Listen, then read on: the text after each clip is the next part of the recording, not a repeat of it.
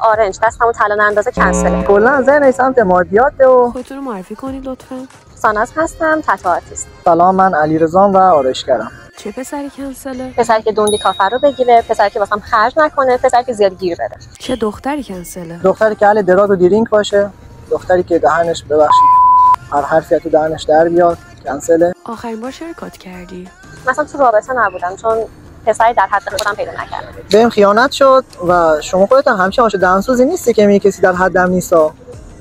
درآمدتون چقدر؟ کم کم ماهی 30 تومن درآمدو دارم ولی عمده خرجام بابا جونم میده. درآمدمون خوبه، بد نیست، ولی خب عددش رو نمیگم. مثل بعضیا دستم تو جیب بابام نیست و از خانواده جدا شدم و مستقلم. توقعاتت از پارتنرت چیه؟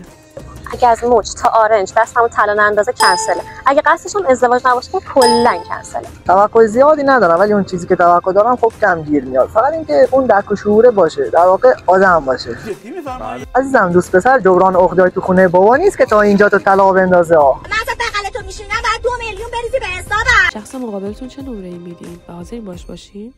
به نظرم صفرم از سر ایشون زیاده. فکر نکنم از اونایی باشن که بتون هر هفته یه دونه طلا واسه من بگیرن، چون کلا ما بندریا خیلی طلا دوست داریم. ایشون که کلا ذهن سمت مادیاته و خرج نمیدونم طلا و یه سری، حالا کادو که بحثش جدا، ولی خب یه سری چیزا و وسایل شخصی خودشه و خودش بده. قطعاً کنسله.